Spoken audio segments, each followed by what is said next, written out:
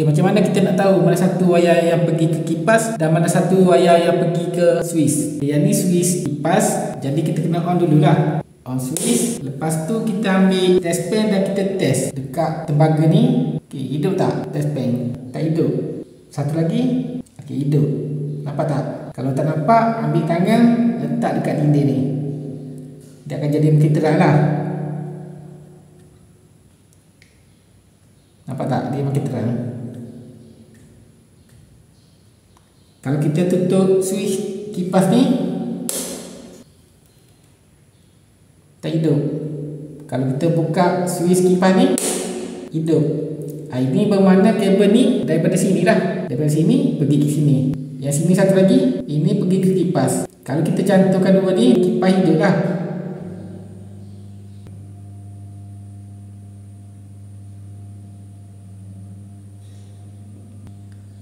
Kalau kita asingkan, dia mati, dia tak hidup. Dah mati. Tapi ada sparking yang nampak tak? Ada sparking. Kalau boleh, lebih baik pakai sarung tangan lah. Ambil sarung tangan getah. Sarung tangan gini lah. Getah depan, belakang kain. Tujuan kain ni supaya bila kita pakai sarung tangan ni, tangan kita tak berpeluh lah. Pasal angin boleh masuk. Jangan pakai sarung tangan gini. Walaupun dia getah, belakang ni pun getah, nanti tangan kita berpeluh lah. Bila berpeluh, ada air dekat dalam sarung tangan ni. Jadi bila ada bocor dekat getah ni, kalau kita pegang api, boleh short lah. Pasal air kan dia mengalir. Dan satu lagi, ini nipis je, dia tak tebal. Kalau nak gaul sini, boleh lah pakai sarung tangan gini. Jadi untuk buat kerja-kerja elektrik, kena pakai sarung tangan macam tadi. Getah depan, belakang kain. Kita test sekali lagi. Nampak tak? Ini wayar daripada switch. Yang satu lagi ni pergi ke kipas. Jadi yang pergi ke kipas ni, yang tak ada api ni, kita lipat.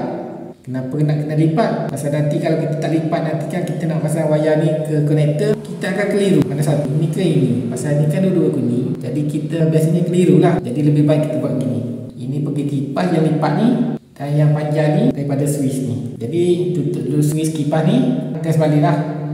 Kita ada api, baru kita pasang. Kalau nak lebih selamat, dia lah tutup dekat DB. Kalau nak tutup DB, dekat sini dia ada dua baris. DB dua layer lah ni. Kat atas kita tengok C20 dengan C32. Ini untuk power lah. Untuk plug, untuk aircon, untuk auto gate, untuk induction cooker, untuk mesin basuh, dryer. Dekat bawah ni pula kita tengok dia tulis C10. Semua C10. C10 ni untuk lampu, kipas, exhaust fan, downlight. Jadi ada dua cara. Biasanya orang tutup sini lah. Tekan push button yang kilat ni, ditendang, boleh buat kerja. Boleh juga tekan benda ni. Cuma kalau kita selalu guna, dia cepat rosak. Jadi cara untuk jaga benda ni daripada cepat rosak, kita tutup yang ni. Kalau kita tak tahu mana satu, kita tutup semua je lah. Macam gini. Kita tutup semua je. On switch, kalau kita keliru mana satu, kita on je semua dan kita check. Ada api tak? Okey, dah tak ada api. Dekat sini pun tak ada api. Lepas tu baru kita boleh sambung regulator kipas ni.